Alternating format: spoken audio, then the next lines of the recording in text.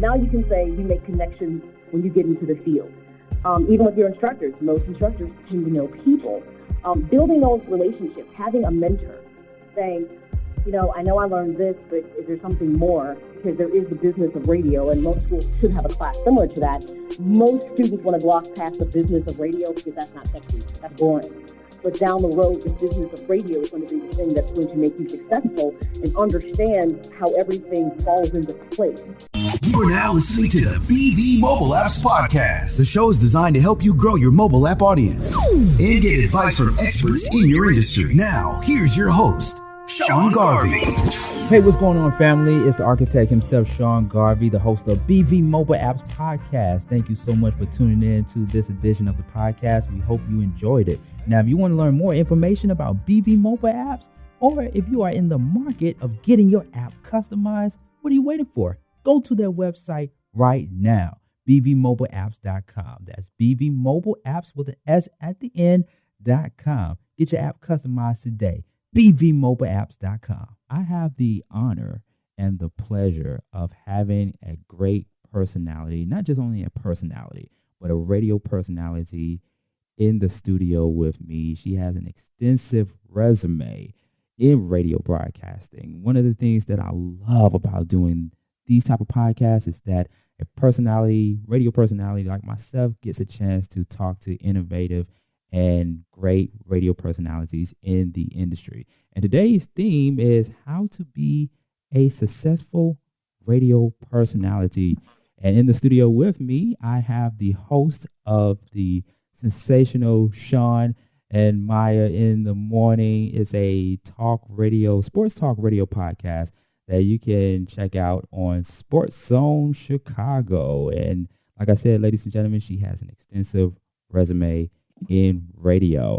I have the one and only sports talk radio personality, Maya Akai.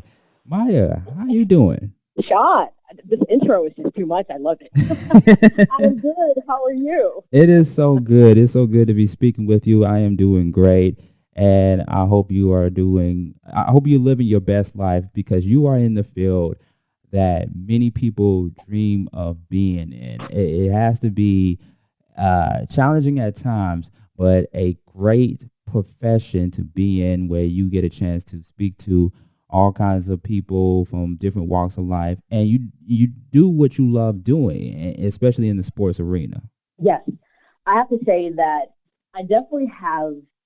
It's interesting because when I look back and I say, wow, I actually really had some time put into this. When I think about when I really got into this in around 2010, it's interesting, all the things I've accomplished and done, I really didn't think about it until I started kind of putting together and doing a bio, and I was like, wow, I've actually done a lot more stuff than I realized, especially in a field of sports where for women, even though I'd say now, it's not as complex as it used to be, specifically if you're interested in television. But radio is still a different beast to be a woman in sports talk radio. And, a lot of women are still going through that. It's a male-dominated industry, and you hear conversations circling around that. But we're going to get into that particular layer in just a few moments. Like I said, and I keep reiterating, you have an extensive resume in radio, all the way back to college. You had a degree, a Bachelor of Arts Communication Studies, and in 2010, you pursued your long life dream of working in sports talk radio. You went to CBS Radio, affiliate 670 The Score. And then from there, you went to 1690 AM WVON Chicago. Tell us about the journey. What was the journey like going from one radio station to another? It was interesting because I didn't exactly know that I wanted to be in radio when I landed in radio. That's the interesting thing. I knew I was interested in communication. I felt like one thing I had figured out is knowing what you're good at. And the one thing I do well with is talking to people, interacting with people, sharing stories, kind of relaying emotions. I do that really well. So eventually when I figured out that's what I was good at, it was like, well, this radio thing seems like it might be a good fit for me. So when I was doing my undergrad at the University of Iowa, KRUI is a student-based radio station. Fun thing, pretty much you can get on student-based radio stations. But it was interesting because a group of us started a show called Black Underground Fusion. So, University of Iowa, it's an odd diversity, but at the time I was there was a good amount of Black people there. The show took off, and it was interesting that people were tuned in and listening. And that's when I realized, the power of a platform like radio, which to some people may seem like it's not nearly as interesting. It may suffer because of satellite, but terrestrial radio is still very interesting and very salient. So that's where I cut my teeth in radio. And I proceeded to work with some of the production staff at the school to cover like football games, basketball games from the sporting side. I was more behind the scenes than I was in front. But that's really where I kind of got my taste for, I really enjoy the sports thing because I'm like really a sports fanatic. So that's kind of where it started for me in undergrad. When I actually did what was called the Score Search, 670 The Score is a CBS radio affiliate here in Chicago and is their number one sports talk station, even with ESPN in the market, because the Score is really about Chicago sports talk, whereas ESPN can sometimes be a little Chicago, but then more national. I actually auditioned for the Score Search. It was like 700 contestants, predominantly male, and I won the contest. And it was interesting because I remember my audition was at this restaurant, and they set up a whole kind of, audition set up for you, and it was a restaurant full of people. And interesting, people had come before me, and people hadn't stopped. And I remember when I started talking, doing my audition, the room went silent, and people turned around and started looking at me. But I knew it was because, one, it was a woman talking sports. But the key thing was I knew what I was talking about. I think that was the other part that wowed everybody. I wasn't just a talking head. So I win the Score Search. I go there. I have like a weekend overnight show, which is complicated because weekend overnights are like often you get people that are third shifters, maybe truck drivers. But it was weird because people dialed into the fact that, one, you have this woman talking sports radio, and I happen to be a multi-ethnic woman talking sports radio. So all of a sudden, I got all these listeners that were so captivated and were curious about what I was doing. So when my time kind of ended there, I ended up going to WVON, which is a very historic station if people don't know it. It used to be the station that was owned by Chess Records, which most people would know by Cadillac Records. That was actually their station originally. Purvis Spann actually purchased the station from Chess Records. It was music, but then eventually it turned into talk radio for for the Black population. And you've had everybody from Al Sharpton, Barack Obama had been on their station, Jesse Jackson. It has a very historic, history. And I was doing a Sunday sports talk show called The Sports Cipher for a while. And they said, you're knowledgeable about more than sports. I said, well, of course I am. And I ended up doing the Maya Akai show on Thursday nights, which was just a magazine-type traditional talk show. And that platform was amazing. I was on like a drive time show, like roughly around 6 to 9, a whole different audience space. And, I was there for a while until I kind of decided that I wanted to kind of jump more into having a bit more autonomy and control of my message and my brand. And so some interface where my journey has taken me. That is so interesting, and that is so fascinating to hear that story of where you began to where you are at now. And we have a lot of younger listeners, both young men and young women. They want to be in this business. They want to grow in this business. But what's so interesting, Maya? Like, I have conversations with interns, and the first question I ask them is, why do you want to be in radio? And the number one answer that I get from most interns, most young people, or what we call as millennials, is that I want to be able to be the next Howard Stern, or I want to be the next Tom Joyner. I want to be the next person. I want to be the next Angie Martinez. I just want to go on the air, play great music, and talk to my listening audience.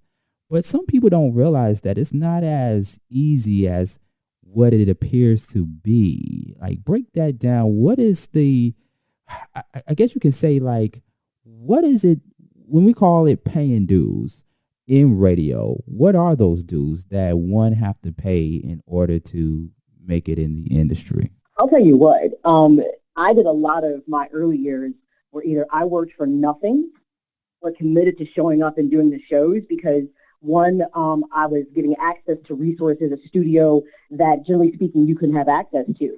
And eventually, they saw my value, they saw the fact that I could draw in listeners, and then that moved into being more of a paid position. So the fact that I was able to pitch a show to a station, they were interested, but like, no, we can't pay you. And I was like, okay. But then to show what I could bring to the table. And, a lot of individuals, when they first start out in this, they assume that it's going to be quick, fast, and, easy. And the idea of putting in the dues is remiss from them. They don't get that, if you're really trying to get to the level of the Angie Martinez, something like the Breakfast, Club, things like that, that's hard work. And I'm going to tell you something. That's like talking about being a wealthy person in America, like the 3%ers. People who get to that level, I'm going to be honest about it.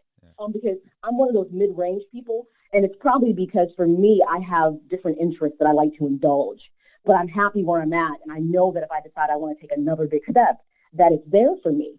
But you have to build your brand. You have to be able to separate yourself from a field of, we're talking about hundreds of thousands of people who have exactly the same ideal you have. So the question I would ask anybody, when you ask the right question, but it's like, I know who you want to be, but it's who you are right now. Is that good enough to get you to that point? And if it's not, then you got to figure out what you need to do to get to that point. And if you think it is, then have an even harder conversation. Then why are you not already there? What can you do to get there? Let's talk about resumes, which plays a very instrumental role in getting your foot in the door.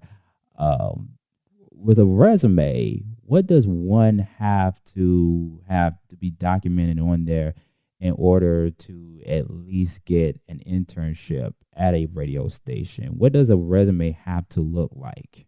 Well, the key thing is that if you're the person who's coming from a school, then I always tell people, please use your resources accordingly, which means help someone to help you write the resume so it's professional and you have all the talking points that they're looking for. So first of all, you should always, just like with any job, research the company you're looking to work for. If there's a certain show you're looking to work for, know that show inside and out, what makes them unique. Know their demographic numbers. Know who they appeal to. Know their ratings. Have an idea what their format is, commercial based, like who are their advertisers. Do the homework so that when you sit down and interview, you set yourself apart from, because you really know the product, the brand that you're looking to include yourself with to be an intern. That's the first thing. And those are the kind of things you want to pinpoint on your resume about. One, as an intern, people love when you can do good research. So being the fact that you can do research, understanding demographics and populations. Something else that most people hate, but you have to often have the ability, because most people want to be in front of the camera, but I'm going to tell you something. It's almost imperative that you be able to be in front or behind the camera or the mic.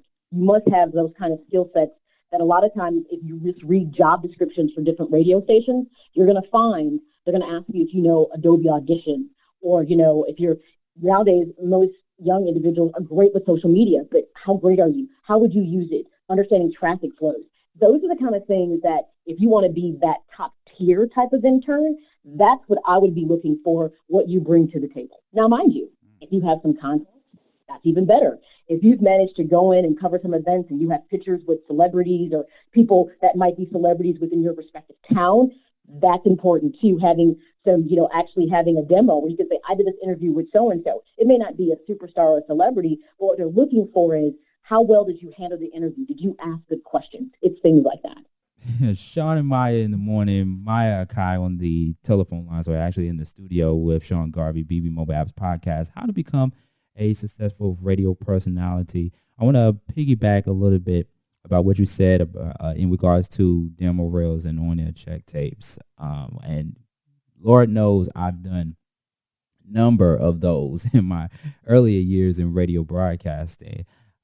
Talk to us about the science of putting together an on-air tape, on-air check tape, or a demo reel to present to your potential employer. What's interesting? Something that exists now that I would say if you wind this back a good 10 years, it wasn't as prevalent.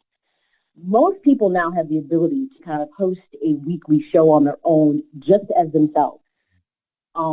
Building a brand, marketing it. I mean, you see how many people have become absolutely infamous with things like Vine and YouTube and IG. Technology is presenting a platform for people to really be able to create and craft a brand. And interesting enough, actually, if you're good at it, make money, that didn't exist 10 years ago. So I would tell people, obviously, if you're in school and you're in radio, then you should be doing a student show. So you should be able to pull air checks from your show. So one, cut up and have a good intro, something that's interesting, that, it sounds good. And then how you lead into setting up your broadcast is always good. So you may say, hi, this is Maya Akai, you're tuned into Sean and Maya in the morning. A lot's been going on in the NFL. There may be no sports, but guess what? Free agency is so hot. We're going to talk about this. It's how you set up a story. It's the inflection in your voice. It's the motivation, and it's your knowledge. So when you're doing those air checks, because by the way, you can pretty much craft them when you're an intern, because they're not going to expect you to have a perfect demo reel because you've never had a professional job. So those are the kind of air checks you want to set up to show your ability to share a story, to create interest, things of that nature. Now, going back to resume, and one thing I do agree with what you stated earlier is doing the research and knowing what the listening audience is, who the demographics are for that particular station. I also come across young students or former students of a particular school or a particular college that they went to, and they only learn so much about radio broadcasting in schools, and the real learning is when you're out there in the field. There's some people who don't even know what a station ID is, and I've come across plenty of young people who graduated from school studying mass communications and journalism, and when they get their first internship or job at a radio station, they do not know what a station ID is. They don't know what that is used for. If you was to have a conversation with a young grad who comes out of college and doesn't know everything about radio than what their college taught them, how would you handle that conversation with that young grad? You have to understand with most people, and it's like this with no matter what field you're in. School can only prepare you for so much. This is why you should never leave, whether you're in a 4-year school, 2-year school, whether you go specifically to a training program for radio. Those have popped up all over the place where, you do like a 12 to 18-month program and you can get right into the field. You should never, ever, ever leave your school without doing an internship, because that kind of experience, and the school pretty much is obligated to help you do it. A lot of individuals never use the resources that are at their fingertips. They figure, I go to school, I do this, I leave. And they leave so many good resources. Because remember this, an internship is the way for you to expand what you learned in the classroom to real life experience. It's also to build relationships. Because if you impress the right person, now you can say you make connections when you get into the field. Even with your instructors, most instructors tend to know people. Building those relationships, having a mentor, saying, I know I learned this, but is there something more? Because there is the business of radio, and most schools should have a class similar to that. Most students want to gloss past the business of radio because that's not sexy. That's boring. But down the road, the business of radio is going to be the thing that's going to make you successful and understand how everything falls into place and how to market yourself. Because I'm one to believe that you should be better at multiple things than just being good at one, because somewhere down the road, there might be information that you should have acquired that can make you the best candidate, but you never bothered to learn that because it wasn't in your interest. You have to think beyond what your initial goal is and make sure you diversify what you learn. So the internship piece is important, making sure that you leave school with a resume that literally reflects all the things that you learned in your coursework, that has all the keywords. That's the other thing. So you take those pieces from school to make sure that when you step into the real world, and by the way, you're going to make mistakes. You're going to learn a lot more in doing. When you're actually in your first job or maybe your first volunteer role, I'm going to be honest, because you do a lot more volunteering initially than you do maybe having a paid gig. That's just how it works. If you get a paid gig, you're lucky, because a lot of people have to put in some time. And by the way, you're not going to break the bank in your first job. It's just not going to happen. Oh, yes. So there's be realistic about expectations. But as I was saying, there's so many ways that you can really build your brand. I'm big on the branding piece. That was probably the biggest mistake I made early, is not understanding that piece of what branding means for you as well as who you want to work for. Don't leave school. Always take school with you. And people have to understand that you're still going to be a student in radio. I'm still a student in radio myself, spending 17 years in radio broadcasting, on air and behind the scenes. So you're always a student. You should never stop learning. And basically what you're saying, Maya, is you have to be multifaceted. You have to be able to do more than just one thing. You got to know how That's it. You have to be a jack of all trades to a degree. Like I said, you might want to be behind the mic or in front of the camera, but you better know how to do some things behind it because that might be where you have to start. That's not the case with everybody because opportunity is different. One of the things I often hear from a lot of newer grads is they want to go right to the big market, the big three. They want to be New York, Chicago, LA. Okay, guess what? You may have to be in Abilene, Texas, or something. A smaller station, because often smaller stations will give you the opportunity that larger stations will not. And then you cut your teeth and you get those years under your belt, which then will allow you to move into larger markets. A lot of younger people hate the idea that they may have to start in some small podunk town, to get the experience. But that's the way that you can usually get experience and get paid. Smaller markets, get the experience, you usually get more hands-on experience. They'll let you do more because they like somebody that can come in and, like you said, be multifaceted for them. Now, Maya, I got to talk about this. I got to ask you this also because I hear it all the time that I don't have to go to college to be a radio broadcaster. I don't have to have a degree. All I need is a high school diploma to get into radio. Is that true? You'd have to be an exceptional 18-year-old. Let me just say that.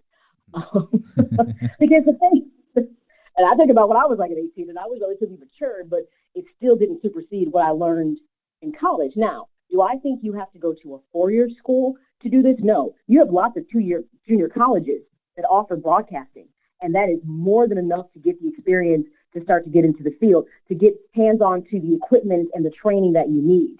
Like I said, there's always different smaller broadcasting school. In Chicago, it's Illinois School of Broadcasting, where it's geared specifically towards radio, television, social media, those things. And it's like a fast-track program where it's like 12 to 18 months. So you're just doing specifically what you're interested in doing and not having to take chemistry and, algebra and statistics.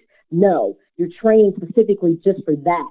So I would tell you, you'd have to be a really exceptional high school student, and you'd have to be really well connected because, again, I'm going to look at you and say, well, what do you know? And though some high schools do have broadcasting, tracks and programs, it's not nearly enough to get you to where you need to be. So you need to find a way to get into the training that you need to achieve your goal. So I'm going to tell them, it's great that you're confident. Don't lose that. But don't also think that this is something that's going to be easy, because how do you compete with the person whose skill set and knowledge is more than yours because they did the training?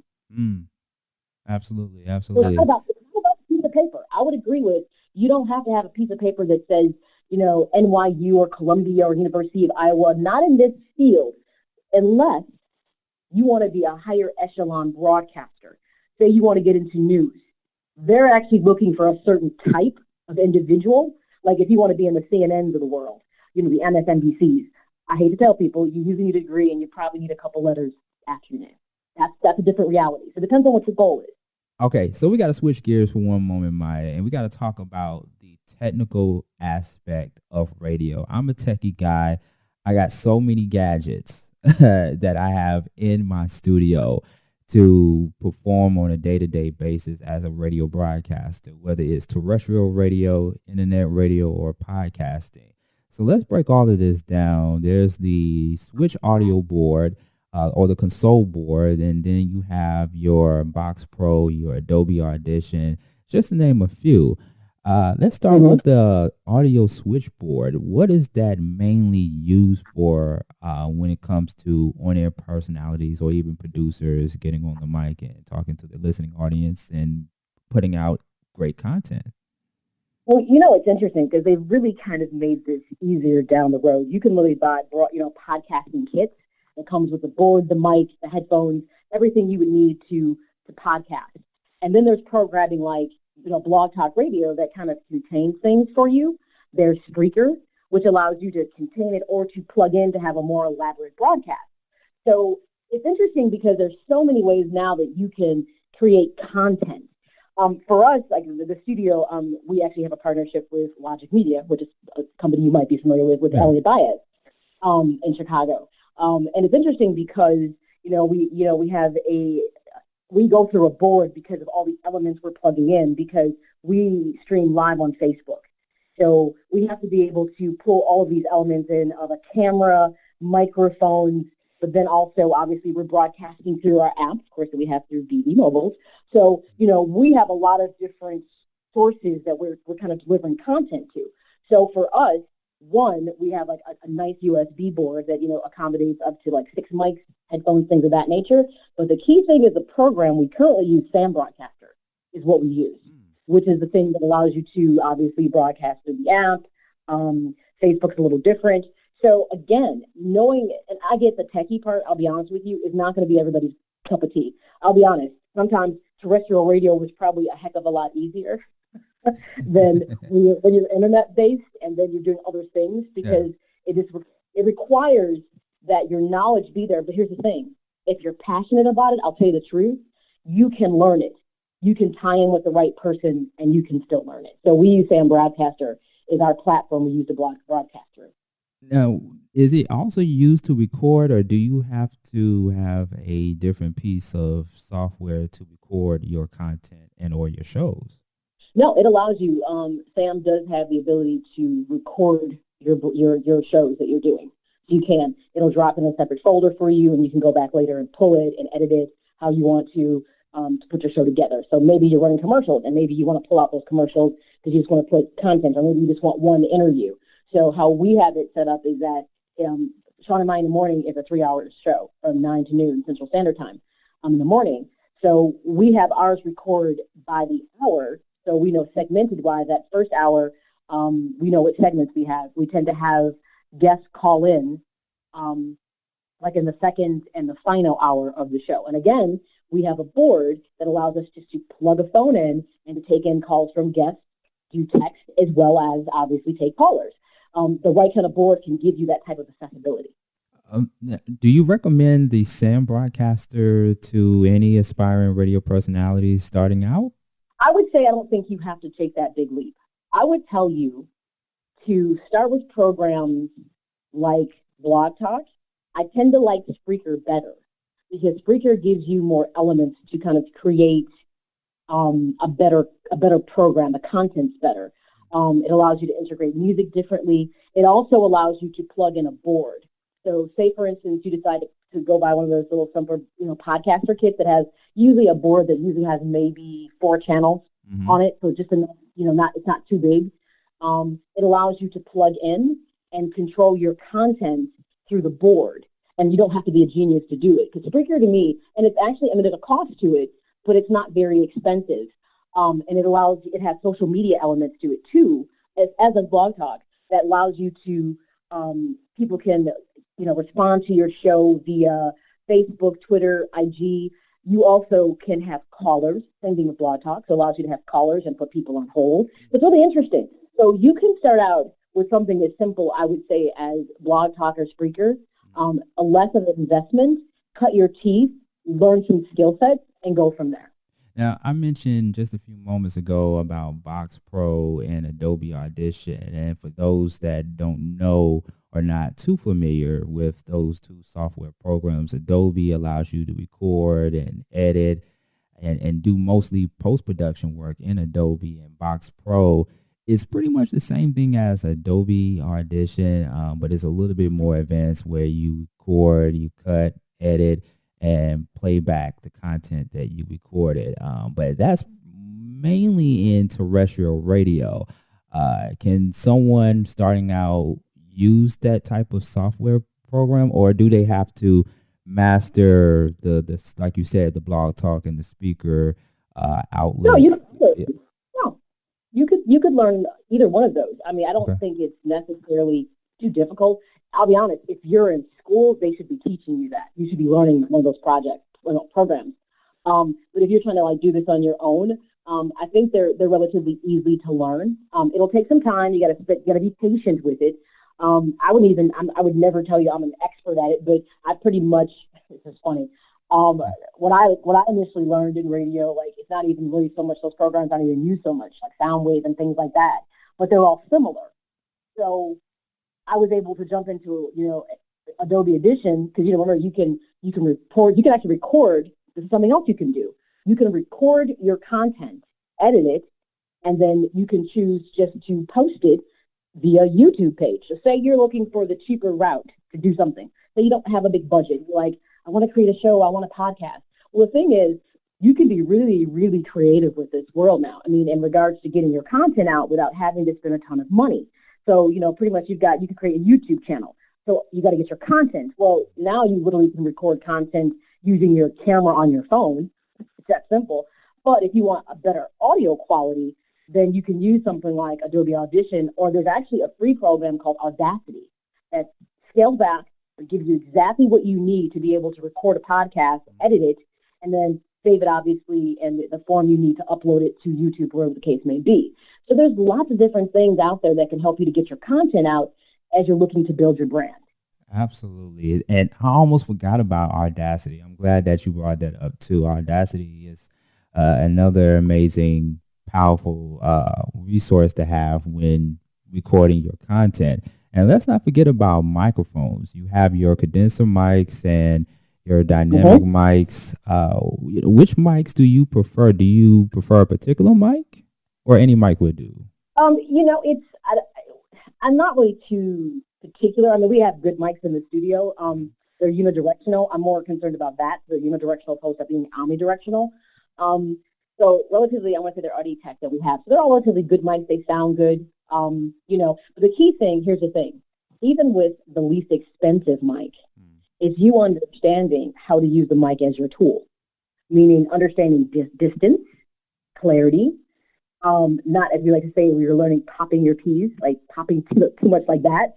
It's how you utilize the tool that's in front of you that makes a difference. Wow. So you could take a mic, not the greatest mic in the world, but if you have that command, that voice, if you know how to deliver, your mic will be okay. Maya Akai of Sean and Maya in the Morning, and she is joining with us right here on the BV Mobile Apps Podcast. We're going to talk about her app in just a few moments. Sports Zone Chicago, Chicago's #1 sports talk app, in which she is a part of. Now, just for a few minutes, Maya, let's talk about the art of radio personality. What is a radio personality? That's funny, because nowadays you feel like that's a very wide definition, and that's perfectly okay. You have the Tom Joyners of the world. You have that. You have so many different types of people. You got obviously Steve Harvey, a comedian, gets into radio. The cast of people he puts around them, and you have, like, for our millennial and young groups, you have things like the Breakfast Club.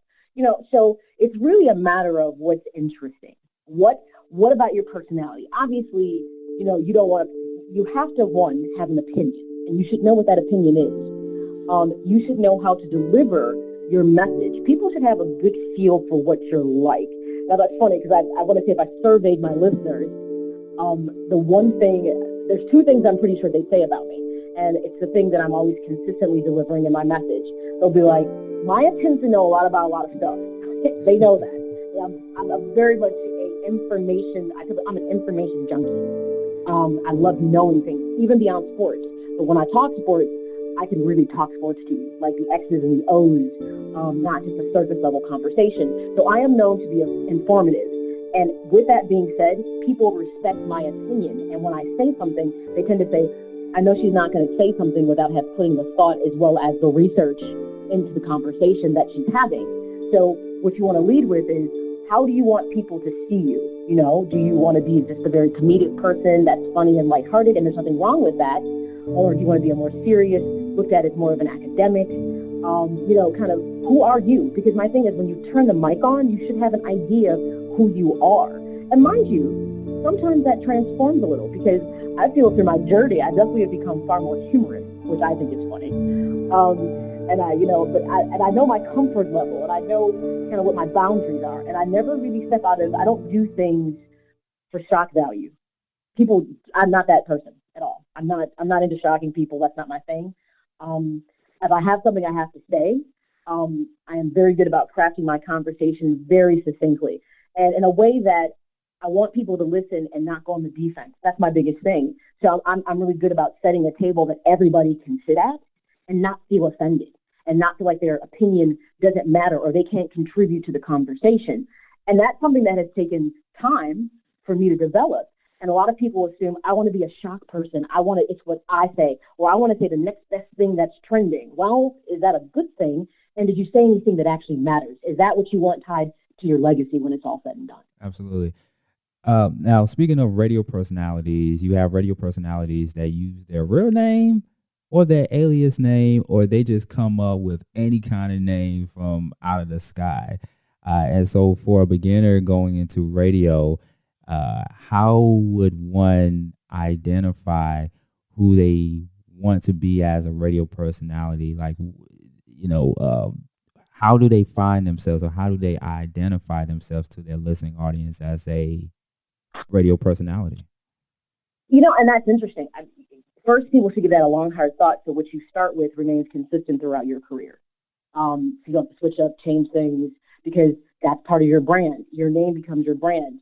Even from how you have handles on Facebook and Twitter and all those kind of things, you want to make something that you're going to stick with consistently across all of your platforms when possible.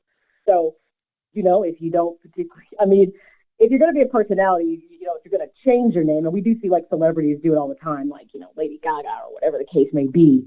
And that's fine. Some people do that. Some people maybe just use their first name and their last initial, like Myra J. Believe it or not, Maya Akai. Akai is my middle name. And I actually chose to use it because initially when I started in radio, I used my last name. And at the time, I happened to work also in the mental health field. And I didn't realize that one of my patients had listened to my show on the score. And he was like, I know your voice. Your voice is, I know you. I was like, no. And the thing was, luckily on my ID, my last name wasn't there. And I was like, yeah, I don't like that. I don't like that. So I decided moving forward, even though I was already contemplating using Maya Akai, it just happens to have a ring to it. My mother's a speech pathologist, and she said, I wanted you to have a name that if you didn't ever want to use your last name, you didn't have to. I have no idea what that was about, but I decided to use Maya Akai, and it sticks, and it works, and I'm happy with it. So that's my journey of how I decided just to go with my first and middle name, and it worked fine. So people should make that determination of what matters to you, because it is part of your brand and your identity. It can create a household name. Like when people hear your name or see your name on a billboard, it just sticks to them, and that leaves a legacy within its own. Let's talk for a moment about finding that voice when you go on the air. When it's a Charlemagne the God when he's on the air, or when it's a Angie Martinez when you hear her voice on the air. How can one aspiring radio personality find his or her own voice? It's interesting because that's a two-part thing. One, it's about the sound of your voice. People always say to me, "You have a voice for radio." I go, "Really? Thank you." And I don't say much to it. They're like, because I'll get conversations. People are like, "Where are you from?"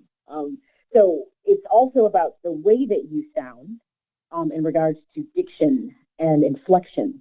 I'm like, what I like to feel like I'm kind of a storyteller when I talk to people. There's always inflection and ups and downs in my voice when I talk to people. I also attribute that to my mother. Like I said, she was a speech pathologist, so I think she overdid it with me as a child. But also, the other part of that conversation is not just what your voice sounds like, but when you're saying something, is it something that matters? Does it command?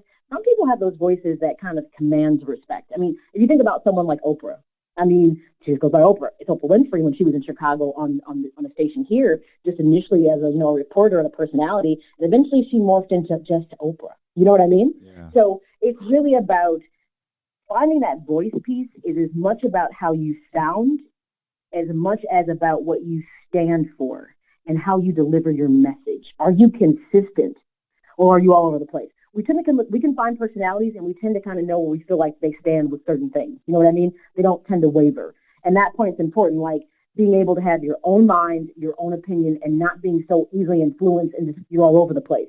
You have to deliver things very succinctly with your audience if you want them to respect you and want to come back. So that voice piece is a two-part. It's how you sound. You can't be monotone and just sound like that. You could lull people to sleep.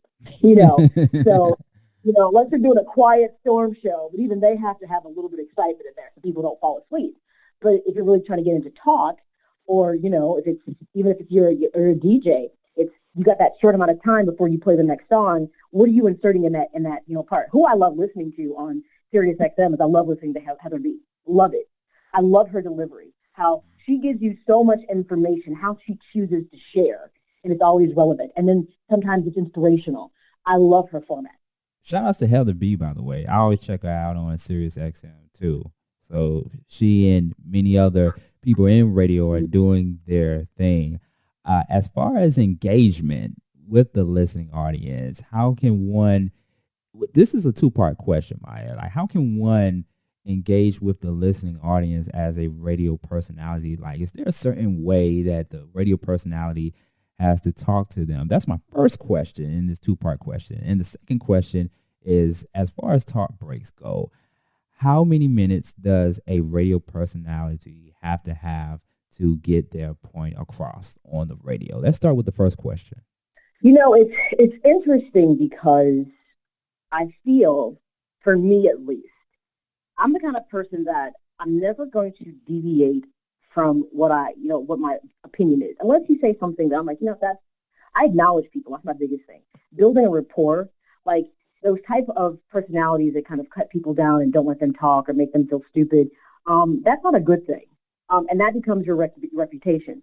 But when you can engage people, like, well, tell me more about that. Well, let me just say this. I preface everything like, I'm about to say something that you're not going to like.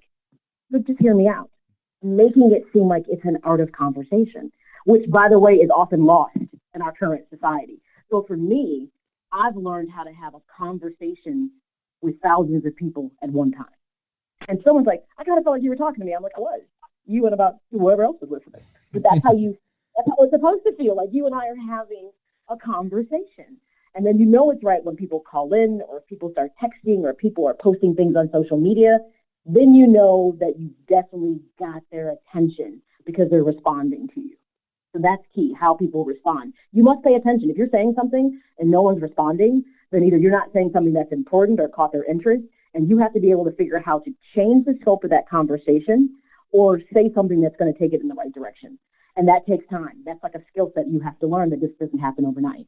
Now, let's talk about the second question. Let's talk a little bit about that talk breaks, because me and we work in terrestrial radio, and we know that talk breaks, they have to be in and out due to the fact that we work in a fast-paced environment. It's on to the next, on to the next, on to the next. How many minutes does a talk break have to be for that radio personality, or does it just all depend? It depends, because terrestrial, works on a clock, those 15-minute clocks, so to speak, or the 20-minute clocks. So terrestrial is a bit different because they're driven by advertisers. Now, remember, when you get into satellite, that's a whole other realm because you can talk pretty much as long as you want. But now it needs to be interesting. So part of, if you are a solo person, so say you don't have a co-host or you don't have a guest, then I would tell you, try to find, if you can, information that you could insert in regards to maybe an audio piece from an interview, so you heard from someone, to kind of break up the monotony of you talking alone. Maybe specifically read something from an article, like you said, in the New York Times, the New Yorker, so-and-so said, and you read it verbatim. So you're kind of breaking it up that it's not just purely your opinion. You're adding some other pieces of salient information to kind of support what the conversation is. Even with the internet-based piece, we still take breaks. We do it like half an hour. So it's Sean and I, so there's two of us. So it's, and we don't deliberately try to be opposite ends of the spectrum, but often we are. I don't agree with that. And it's funny because in our listeners, someone's like, Maya's got it, Sean, be quiet, or it's rare that I get any pushback. I don't know if it's just because I'm a woman or whatever, but so we get to have that banter because there's two of us. But we also feel it's important to go to the outside, and we bring in guests like, from NBC Sports, from Sports Illustrated. We bring in other opinions, to kind of bring in different perspectives than just our own to kind of give the show some life. And then we work at 30 minutes. So we'll do a scoreboard update, and then we'll do a couple commercials, and then we'll come back to kind of break up the monotony, because we're a 3-hour show, which is much longer. But if you're a quick 30-minute show, then that's a smaller amount of time that you're dealing with. And I would tell most people when you're starting out, if you're cutting your teeth, start with a simple 30-minute show. Be able to navigate 30 minutes, because you'll be like, the first time you do it, you'll be like, oh my God, that was the longest 30 minutes of my life. You feel like that. You know how that is. Yeah. And then you'll be like, 30 minutes, oh, that's nothing. So you got to build yourself up to being able to have longer conversations or dialogues, so to speak. So 30 minutes is a good starting point. Maya Akai, ladies and gentlemen, on the BB Mobile Apps podcast. In the last few minutes that I have with you, Maya, and I know you are a very busy person, and at the same time, you go through these different challenges in the radio industry. I want us to talk to our young ladies out there becoming radio personalities or that want to get into the business. And we always talk about in the radio industry that there are so much politics in radio, in the radio industry. And one of those is women not getting their fair share as a personality. Like long ago, a female sports reporter, a female sports anchor years or decades ago, that was unheard of. But nowadays you have more female sports reporters, more female sports commentators than ever before, from ESPN to many other outlets that are out there that are hubs for African-American sports reporters as well as female sports reporters. But they still have to deal with the challenges on the day-to-day basis of dealing with their male counterparts in the industry. For you, how do you deal with that, and what advice can you give to a young female who aspires to be a sports commentator or even a radio personality in the industry? You know, it's not. There's more opportunity, but it hasn't necessarily gotten easier, and that's the kind of the thing that's really oxymoronic about it. You know, people forget, for instance, that Robin Robertson, who we see on TV, started as a sports. She was like a commentator before she actually moved over to doing more of a magazine talk with Good Morning America. Mm-hmm. So it's interesting that, you know, you have everybody, you know, from Lisa Saunders, you know, you had Pam. It's just so many people that really were pioneers with this and setting it up. The thing that's really key, especially with radio, I'm honest with people, I think radio is not easy. It's still a good old boys club. The first thing I tell people is get over it. You're not going to change the world overnight. We're still, the Me Too movement tells you how there's still a struggle for women to be seen as equals. So though there's opportunity and though we've taken strides, just know that there's still a glass ceiling and it's not hard to break through. But I feel like with every generation, we make strides and we improve things, but there's still going to be the struggle. Now, you can complicate that more, obviously, if you throw in the issue of race.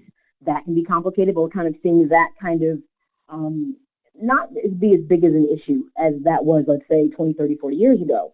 The key thing with women, I will tell you this, you're always going to be judged on a different level of standards than your male counterparts, which means you must always come direct. You must be professional. Don't overplay the idea of being attractive or sexy is a good thing, because that can backfire on you.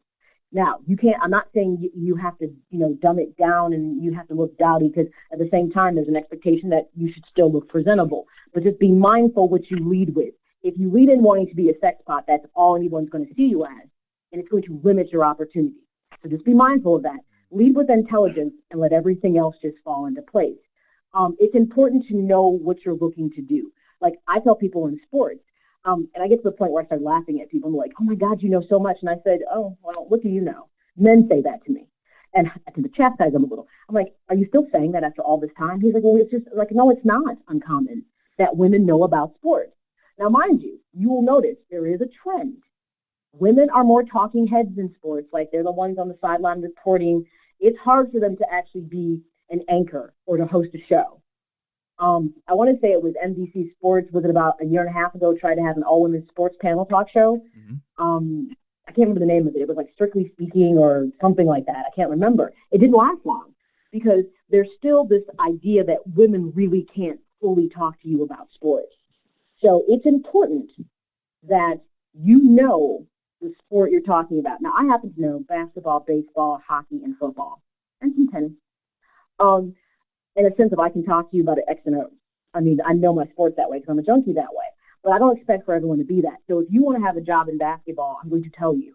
Not only do I need to know your teams, your players, understand the game itself. One of the biggest challenges I had a couple years ago is when I did play-by-play for a college basketball team, Chicago State, here in Chicago. It's a Division I school. It was the most interesting experience I ever had because I had to call this game in a way to know that listeners couldn't see it. So I had to make sure they understood. But what made me capable and competent at being able to do it is I understood the sport.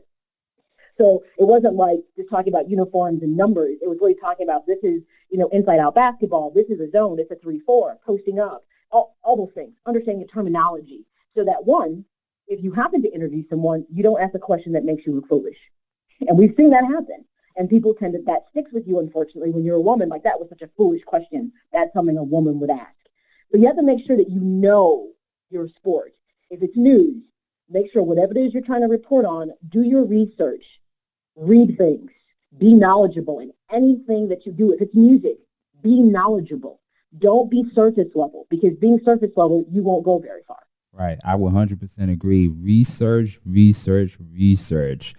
Do the facts before you crack open that mic, because if you put anything out there that is false, especially in the world of fake news nowadays, people can get fake news from anywhere, even social media. But the people, the community, the listeners rely on the personality to deliver accurate information. And that's what radio is all about, is giving people that proper information for them to take with them. Now, we only got a few minutes left. Maya Akai, Sean and Maya in the morning, right here on the BV Mobile Apps podcast. Definitely looking forward to checking it out in the mornings. Now, before we let you go, Maya, because we have so many people that want to know, how can I make this money as a radio personality? How do I make money in this industry as a radio personality? Obviously, in your dream world, you would get a great gig and you'd be a paid, obviously talent or host, and that helps. If you're trying to create your own niche, so to speak, then obviously you have to be able to build an audience even to attract advertisers. That's the key thing, is being able to get advertisers. But like I said, in today's world of social media and the internet, it has created so many opportunities to be able to make money. Like I said, with YouTube, if you get X amount of viewers, you actually can monetize, like, your podcast and things like that. So it's about building traffic, audience, you can monetize. And if you can monetize that way, then that means you can go to an advertiser or find sponsors and say, because numbers matter. So as you start to grow your program, you got to make sure you have your analytics in place. You can be like, I have, 100,000 listeners. Demographically, they're female from the ages of 25 to 35, male from 30 to 50, predominantly Midwest. Because when people want to give you money, they want to know who's listening. Why should I give you money? So this is where that business piece you talked about that nobody wants to learn comes into play. It's like analytics. Yes, analytics. You don't have to crunch the numbers. The numbers are already there. You have to know what to do with them, which means you need to be a little marketing savvy, have a sales ability. And I'm sure you've seen this. Tons of people see this. Look how many people are influencers. I love the new word, influencers, like on IG or YouTube, that literally are making money because they found something they're good at. They were able to create an audience, and now they have brands coming to them to want to pay them to use their product. That's important. Creating that brand, that branding piece, I cannot only tell you, Sean, how important it is. You can get swept up in wanting to be part of somebody else's brand and forget to cultivate and to grow and to continually be able to change and adapt and market your own brand. If you forsake yourself in this field because you think it's important to be a reflection of someone else, you'll never really be successful. A little bit of time left right here on the BV Mobile Apps podcast. Sean and Maya in the morning, Sports Talk Radio. Talk to us really quick about the app and what people can expect from your morning show. Oh, I'd love the app. It's such a different element. It creates it's that professional piece. You have an app? Yeah, I have an app. But it's that professional piece. But like I said, we're not a sports station. We purely say this is we are driving sports talk and podcast through our app. We are an app-centric, content. And people are like, that's different. I'm like, no, because we're not a station. We're not trying to say that's what we are. The reason we created the Sports Zone Chicago is there's so many voices out there that are fantastic. They're knowledge-based. They're doing podcasts. And what we wanted to do with Sports Zone Chicago is we wanted to create a platform that we could pull those people together and people could hear them in different places. So we're not traditional. So, you're not going to hear shows that sound exactly like what you would hear on, The Fan, like if you're in New York, or The Score in Chicago, or ESPN, because those things already exist. We're looking for those more urban voices that have flavor and flair and the way they kind of talk about sports and what they think is important in sports, opposed to maybe what some other counterparts. That demographic piece is important, is different. So we're putting together a collection of podcasters. Eventually there'll be more live shows on the app as well that brings just a different voice and flavor to sports talk that people aren't used to getting. And someone will be like, man, I'm surprised you said that. I'm like, but we can. Not because we wanted to shock you, because you were thinking that too, weren't you? Yeah, I was. See, this is that place where it can be a meeting of the minds to provide something different that you're not getting somewhere else at your typical mainstream type station. Nice. So nice. yes, the app is fantastic. You know, it's listen to the live show. We have that blog piece in there. Obviously, you can text, you can call through the app. I mean, it is so functional, and we know there's more features you guys offer that we're ready to start to expand to in a bit. But it's just amazing what you guys have put together at BV Mobile. Awesome right there. And the app is available everywhere, on Google Play, the app marketplace, the Play Store, so you can get it anywhere and download it today to your mobile device, to your smartphone, iPhone, or Android. So it is available everywhere. Hey, Maya, really quick, how can people follow you and how can they get in contact with you if they want to check out more of your show, learn more information about your program, your station, or to possibly become a potential guest on the show? I don't know. How can people get in contact with you? I like fresh voices and new stuff. Like I said, we want to cultivate and we want to present opportunity where it can be so limited and talk. So obviously Facebook and Twitter, social media like everybody else. It's funny, my handle is at the Sports Chica. That's Facebook and Twitter. And then on IG, it's my name, Maya Akai, which is MayaAkai. So people can always just find me on social media. And then, you can actually, if you want to send me a message or something and to get in contact with me, I do believe in sharing knowledge with people. The one thing is I love working with young people. So if someone comes with me with a question, like Maya, I heard your podcast that you did, with Sean, I have a question. I'm the kind of person that never thinks I'm bigger than what I'm doing. If I can make the next person greater than me, so be it. So don't be afraid to come and contact me with questions or ideas and things like that. I'd be more than welcome to continue to help people achieve their goals.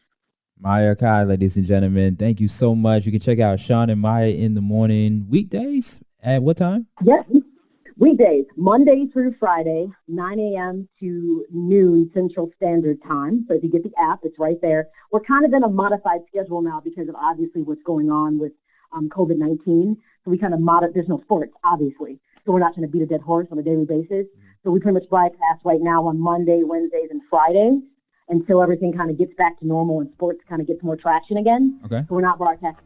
Just making an adjustment just because obviously there's only so much to talk about. Right. But they can find us on Facebook. If you look for the Sports Zone Chicago, there we are right there. All right. Especially for complete updates. Got it. All right. Well, thank you so much, Maya. It's really been an honor and a pleasure to speak with you.